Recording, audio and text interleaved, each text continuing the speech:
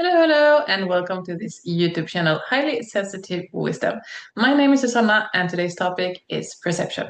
So, in previous videos, where we were discussing and learning about how to honor and heal your body, I have mentioned a few times that we need to shift our perception and our mindset about our body so that we can treat our body with respect and reverence at all times.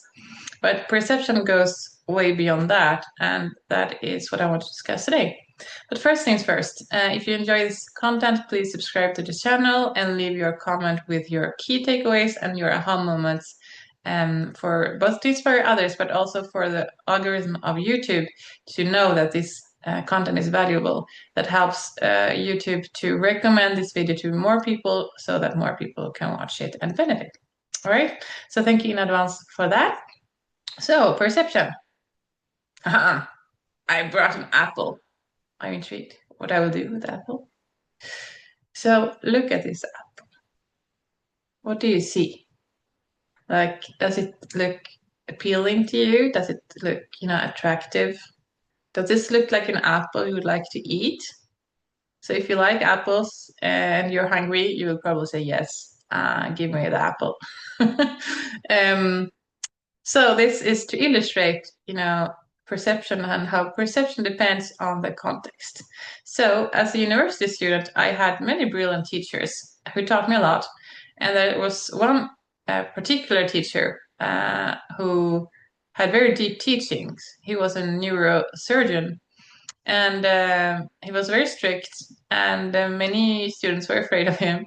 And I simply loved, what he was teaching us. And I studied, very hard and got really good results. And but at the time, I just, focused on the content he was teaching, the material of the course. But in more recent years, I've understood, the deeper layers of his teachings. And that is, yeah, what I want to share. So he used this analogy of an apple. And he said, look at this apple.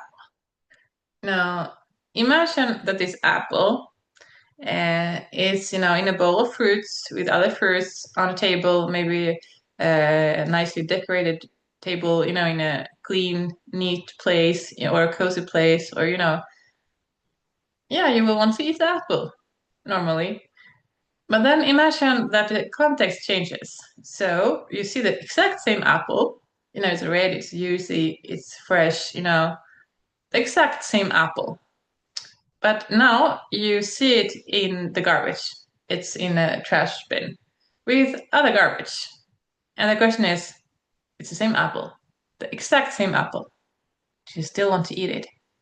Yeah, and probably you will say no. Most people will say no. I would never eat anything in the trash, never. And this holds true not only for apples, this is just for illustration purposes. It also holds true for people. So we live in a world that is very mental, at least Western countries. I have not lived in Eastern countries, so I cannot really talk about that. But Western contemporary societies, they are very mind-based. And mind-based mean that we live on the surface. Many people are, judgmental. They judge by appearances. Many people don't bother to find out the real causes for things or dig deeper like we highly sensitive people do. And this is also where many, like, yeah, that's also why there can be conflict or misunderstandings or, difficulties when we interact with other people who stay on surface level, because most highly sensitive people don't like, small talk and, superficial things like that lacks meaning for us. We need, deeper stuff for us to feel fulfilled and that has a purpose, that is meaningful for us. But yeah, we have to learn also how the world works so that we can navigate it better and, thrive despite all of the challenges that comes with living in a world that was clearly not designed for us or by us. So I will use my own example, how my context shifted when I got burnt out, which I mentioned in a previous video, and how, because the context changed, the perception people had of me changed. I didn't change in my essence. I was still the same person. I was just more exhausted and more, depleted, but I was still the same person. I still, had the same values. I still had achieved tons of things prior to the burnout, and I still was, person worthy of love and respect and, support. Um, but yeah, people judge by appearances, and you know, they live up here, and where the perception is through a lot of filters, because the mind has a lot of filters. Um, and many highly sensitive people, that used to be me also, we live from our heart. And when you look at other people, from your heart, you will always see good things. You will see good things because we look through a lens of love. And it will be natural for us to be loving and caring and nurturing and, pour into relationship with other people if we look at them from the heart, because we'll always find something that is lovable about them because we look through the lens of love. But here, it's not so much about love, it's more about like, what can the other person do for me? What benefits can I get from being associated with this person? What kind of status does this person have? What kind of privilege does this person have? Like, if I invest my time with this person or energy or, whatever research, time, energy, money into a relationship with this person, will I benefit from it? That's how people think, whether it's consciously or unconsciously.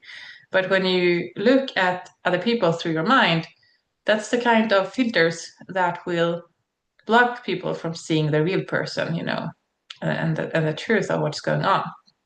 So just to just to give you some background, because my context shifted, radically with that burnout. And what I am about to say, it's not to brag, but I do want to, show you that I was a high achiever, and there are so many highly sensitive people who are. I mean, high school, I was a top student. I had straight A's, in all the topics that we studied. Straight A student. My teachers would call me the star of the class. I was supposed to have a brilliant future ahead. I studied during 5 years university. I studied abroad in a foreign language, so you would expect me not to perform at top level because there were other um, cultural aspects that also required my attention. But I still managed to have an average um, grade of 89 out of 100 during a 5-year period. So, given the circumstances, that's quite extraordinary. So I was a top student, I was a high achiever, and I was supposed to have a brilliant future. Brilliant future. Then I got burnt out, and the thing is that I'm a person who's very serious with my relationships. I was taught to, I was taught to treat others the way you want to be treated. I was taught work hard to be successful and follow your passion. And that was basically the advice I got, to prepare me for adult life. And I had been applying all those. I had been working hard. I'd been working my ass off to produce those results as a student.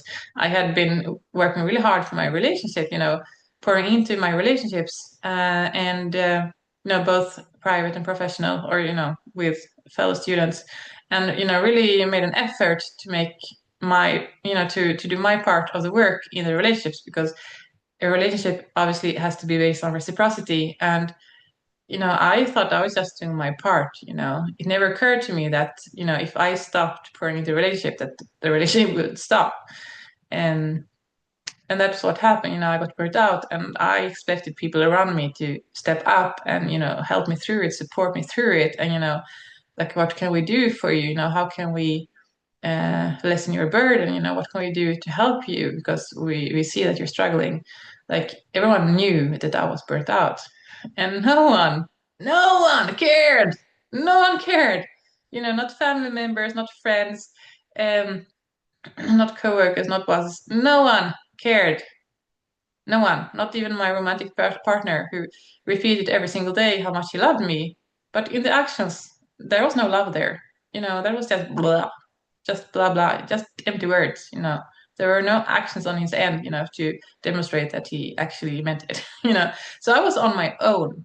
I was on my own. The only one who stayed with me through through all that was God. So I had to, well, I was obviously in shock, both because I had no idea what was going on in my body, as mentioned in the previous video. So I didn't know what to do. I didn't know, how to heal. And the first few years in burnout, I still continued pouring into my relationships because I was so convinced that those relationships were, mutual and, you know, yeah, that I was required to work hard for my relationships because that's what I had been taught.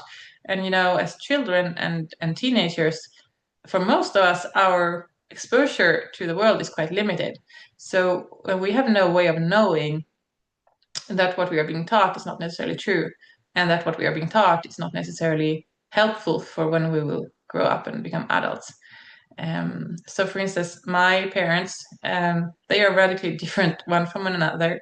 No one understands how they could ever fall in love and stay married for 17 years because, yeah, they are just like day and night. So they separated when I was 5. My father, he dropped out of high school to start some company and has started, a few different companies. And he was a workaholic. So I had quite little contact with him growing up because he was just focused on work, work, work, work, making money, making money, making money. And he was not at all interested in his children. I mean, he never took an interest in getting to know me. And he just expected me to become a copy of him, like my siblings. And I'm not interested in that. I am my own person. I live with authenticity and I have chosen my own path. And my mother, she was conditioned like so many other women that you have to be, loving and caring and nurturing. You have to sacrifice yourself for others. And she was very loving and supportive towards us children, but she was not taking care of herself. And she was a people pleaser and she had poor boundaries. So that was modeled to me. Like I have to sacrifice myself for others. I have to be there for others. I have to work hard um, for my relationship with others because that's what she modeled to me. And my father modeled it to me that I have to work really hard to be successful in work life. So yeah, those were the beliefs that I had when I entered the workforce. And because I had had so, excellent results as a student by working hard and applying myself, I believe that, that was a recipe. You have to keep working hard the rest of your life and you will be successful. And that's not at all what happened because I got burned out because the effort wasn't sustainable. The effort wasn't sustainable and my body was taking a heavy toll of all that, effort because there are limits to the human body. We have to, as I've discussed previously, we have to honor and respect our body and work with our body and not against our body. We have to respect the cyclical nature of our body. And we also have to give our body rest. No one ever told me that, rest when you're tired. I didn't know I was supposed to rest. I was just working, working, working. And in the workplace, that doesn't work because the workplace, to a large extent, is based on perception. So you're not supposed to, sacrifice yourself working because you will be left behind. You're supposed to, find a balance where you work just enough, to produce results, but also make it a priority to take care of yourself. And, in some contexts, really, you have to work as little as possible and make yourself look good because that's how you gain the trust of others and make money. Not so it's not just the actual work that produces the money. It's also, and more importantly, the perception of you that others have. So that if others trust you, they will give you money. So yeah, you don't have to work that hard, not as hard as I did. So that was a really hard life lesson for me because when I got burnt out, at first I thought of it as an existential crisis because I had so many, plans and goals and ambitions for my career. I wanted to become a diplomat. I wanted to continue traveling the world. I wanted to, have an impact, make an impact on the world. I wanted so many things. And all of those dreams were just crushed by the burnout. But, seen from a higher perspective, that burnout may well have been saved. That burnout maybe saved my life, because it wasn't sustainable to keep working that hard that I did. And had I not had the burnout, and hadn't I, felt abandoned by basically everyone in my life, I would have kept, nourishing relationships that were not real, that were not um, the people that I poured into. They were not as serious as I was, and they were not willing to work for the relationship. They were not willing to invest into it. So I was staying in relationships with people, yeah, they just didn't care about me. As long as I was successful, um, and as long as I did all the work for the relationship, they were in the relationship. But as soon as I stopped, because I had no energy, I had to take care of myself. Even preparing a meal felt like climbing a mountain because I was exhausted, depleted, and I needed help. And no one stepped up to help me. No one stepped up to give me any support, offer me any support whatsoever. Yeah, so I that was a huge eye opener to me, and I had to learn the hard way that I needed to shift my perspective and shift, my priorities, because I had been giving priorities to the external world, you know, and to studies, work, relationships, both private and, for work purposes. I had been, doing everything right according to what I had been taught. I had been following the exact recipe that I was given growing up. I had been working hard to be successful. I had been treating others the way I want to be treated. And I had followed my passion, because my passion, my main passion was languages. And that's why I have been living abroad so much, because I have followed my passion. So I have followed the exact recipe I was given, and it produced a disaster. So back to perception. Um, what I wanted you to know, dear watcher, is that when we change our perspective, um, and we understand, what is really, what is valued in society, we also don't have to work our ass off and get exhausted in the process. And we also don't have to be that frustrated, because if we know, and this is a bit, no, that felt a bit rude for me, but that is what life taught me by having me move to France, because the French are really rude, and that shocked me at first. But then I realized that, in a sense, it's better that they are rude, because that's, in a sense, even though they can be really fake, that's more honest, because they will show you, they will tell you in your face that they don't care. No one cares, you know. No one cares about you. They will tell you in your face, and they will show it in every possible way. You are not important. We don't care about you. And, in a way that is better, because if people are just polite, and people pretend to be nice, pretend to care about you, and pretend to be, with you, yeah, you will be nurturing relationships that are not real, that are not, committed, and that are draining your resources. And what are the results that you're getting out of it? Nothing. And for highly sensitive people, especially for all people to some degree, because we are social creatures by nature, we were wired to have a longing for connection with other people. And for us to feel loved and appreciated and seen and heard and nourished, we need to have, healthy connections and healthy relationships that can pour into us, and that we can pour into also as well. So that we will, grow and feel safe, and have our basic needs met, because that's one of the basic needs as human beings. We need to be connected with others. We need to, um, yeah, we need to have that kind of support. So by learning that no one cares, that and life with a capital L showed it to me so clearly and so explicitly in France. Like, yeah, no one cares. They will just, abandon you.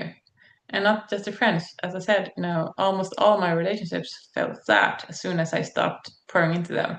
So I had been the motor of all my relationships. Basically, I was doing all the work, and the others were just taking a free ride. So that's not a relationship. And that is a one-sided relationship, and that is not sustainable, and that is not fulfilling in a way. I mean, I cannot alone do all the work. That's not how a relationship works. But there are many people like that they take the easy way and make things look good. And then when you confront them about it, like they find 1,000 excuses for not doing their part of the work. And the people I trusted the most have been judgmental about it. They have judged me for being burnt out. They have questioned me about it. They have, yeah, and some just ignored me. Like I ceased to exist, basically, because I only existed for them as long as I was a high achiever. I didn't exist as me, Susanna, as a worthy being. And we are all worthy by the fact that we exist. But society teaches us differently. You have to be, successful in the terms of societal norms and societal expectations.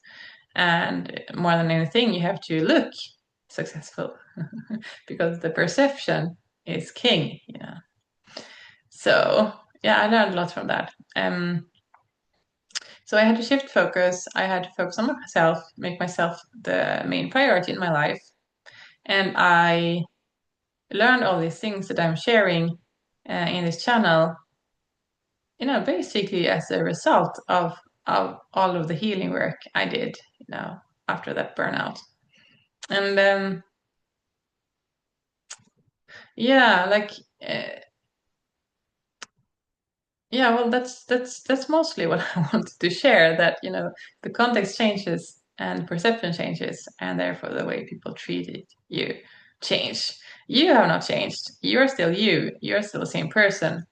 And what I want to share also is that you know the love and support from other people is very conditional, very conditional. And even the people that you trusted the most, even the people who you have poured into all these years, as soon as you have nothing more to give them, they abandon you. I mean, there are many people like that. And then you are left with not only the exhaustion and the confusion and the disappointment and the resentment, you still have to deal with all the problems that come with exhaustion and resentment. And yeah, you still have to do your inner work, to get back on your feet. So working hard is not a recipe for success. Working hard is a recipe to have more work to do. Yeah, I laugh about it now, but yeah, it has been quite rough. So yeah, don't work too hard, because life is also about enjoyment and having fun and seizing the day, enjoying the present moment. It's also about learning, discovering more about yourself, really getting to know yourself, and working hard. As I said, it has to be balanced. Everything in life basically has to be balanced. As soon as we leave a balanced state, there start to be trouble. And yeah, life is the master teacher, and we need to be open also to what life is teaching us, because at first when I got burned out, I had no idea what to do about it. I first went to medical doctors to find advice, and that was only moderately helpful. And yeah, the medical doctors that I went to, yeah, it was clear that they were there for the money. They didn't really care either.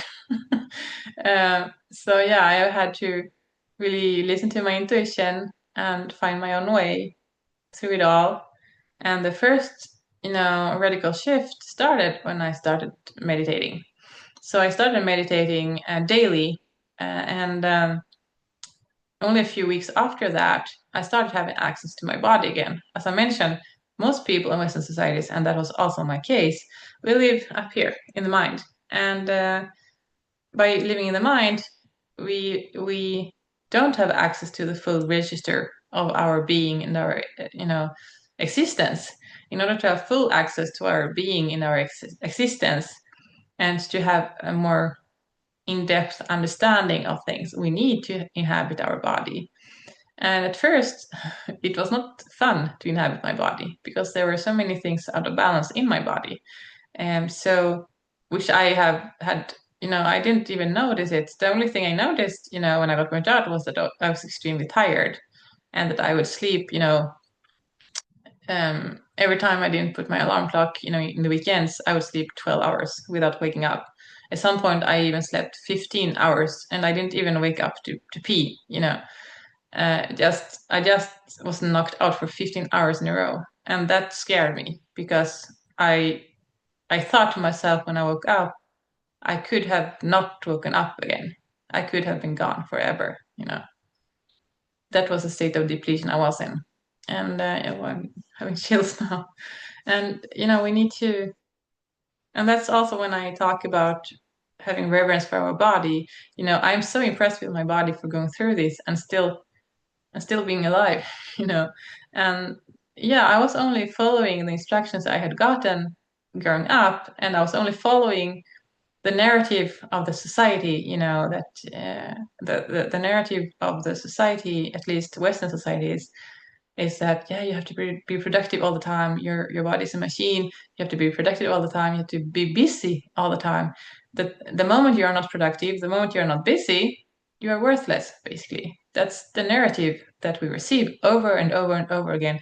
And this is, there's so many channels, let's say, that convey this message, like television, films, series, um, people around you, depending on what kind of people you have around you. But we are just brainwashed with this message, like you have to be busy all the time, you have to be busy all the time, you have to be busy all the time, you have to be busy all the time, you have to be busy all the time, you have to be busy all the time.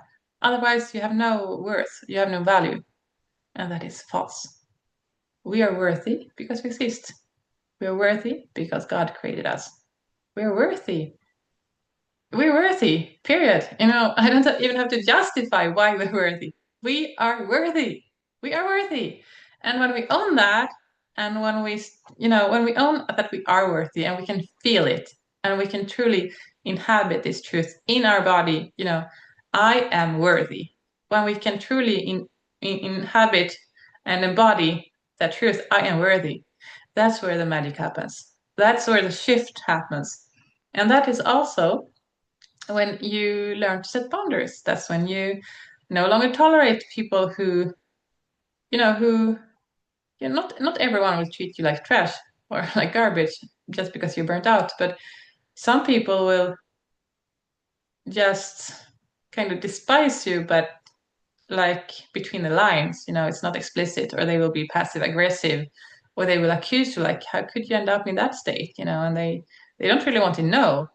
They just want to, exploit your vulnerability in that moment to get some frustration out from their system. That's how wicked the human mind can be. So yeah, we don't have to give too much importance to other people unless they have proven that they are worthy of you, that they are worthy of your time, that they are serious about the relationship with you, and that you are that they are willing to invest also and work for the relationship. It has to be two-way street. You cannot do all the work yourself. So some of the signs that you could look for in a relationship, if you are not sure where you stand with someone, you're not sure that they are really on your side, you're not sure they are really serious and committed with the relationship, in the relationship with you, you're not really sure about their intentions, there are a few ways you can find out that are quite easy when you know what to look for. So do they make an effort in the relationship? When you meet, do they, carve out time in their schedule to be just with you and give you quality time? Or will they only meet with you while they are, doing their household chores, or while they are doing something else, or while they are watching television and you're just like some, I don't know, accessory, just being there, but or even are they spending all the time, instead of, giving it to you and giving their full attention to you, while they like talking to in the phone with someone else and they just expect you to wait for them to finish. And I mean, that kind of attitudes show that they aren't serious about you. They are not committed to the relationship with you. If they are not investing, their time, energy, and money into the relationship with you, they aren't serious about you. They are not. And you always have to give to yourself first. That's what I learned, with this burnout. I have to give to myself first. Always, always. Because I am the only one who will live with myself for the rest of my life. I am the only one who live in my body 24/7. And I am the one who have to deal with all of the consequences. So all the choices that we make, even if many choices are unconscious or just living out, patterns that we were taught in our younger years, we still have to take care of the consequences of that. So even if we choose and this is often the case, we make choices based on beliefs and often subconscious beliefs. We don't even know we have those beliefs, but we still, act on them, and then we have to take the consequences from those, beliefs and those habits. And yeah, and I will record another video on that topic because as a belief code practitioner, I also work with subconscious reprogramming. And obviously for me to get back on my feet, recover from the burnout, and get into healthy habits that are sustainable and that truly respect me and my body. And also, yeah, you can even reprogram your subconscious to change people's perception of you, because we're also sending out messages subconsciously that people pick up on subconsciously. And because it's subconscious, you don't know that you're sending it out, and they don't know that they are receiving it, and they are also sending out their own subconscious uh, messages. So much of our existence happens on a subconscious level, which per definition means it's happening beneath the threshold for our conscious awareness. So much of what is happening in our lives happen on a subconscious level, and therefore we need to look for it actively, to find it and to reprogram it. And that is a quite easy process. I mean, you need to have the right tools, obviously. You need to have the right understanding. And that's also why I'm here sharing this, because I have both the tools and I have the experience and I have the understanding. And I also have my first-hand experiences that taught me more than any formal training could ever teach me.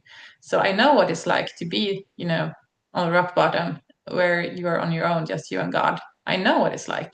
I know what it feels like to feel betrayed and abandoned. I know it's like to be panicked because you have no idea what's going on in your body, and no one cares. For me, the burnout, what happened in my body was not the worst part. The worst part was the indifference from people around me, and I was like, yeah, but whom can I trust? Really, they are all indifferent, and yeah, that really was the hardest part. And if I share this, it's also because I do care about you. I am not indifferent. I want to help you. So if you're going through something similar, a burnout or stress-related issues, or so many, symptoms that could be bothering you and you don't really know what to do about it, or, even you feel disappointed by people in your life because they don't seem to care. All of the things we can work on with the belief code and reprogram the beliefs that you hold on a subconscious level. So, as I said, I will record another video on that because that's really exciting. That's really fascinating, and I will have a lot more of things to say about that. So, thank you for today. I hope this was helpful, and yeah, please leave your comments in the comment section so that I know and others know what your takeaways were and how you can apply this knowledge in your own life. And also, if you feel called to connect with me, I offer free consultation calls, and I will also put the link for that in the description. So this would be all for today, and I will see you soon again in another video. Take care. Bye for now.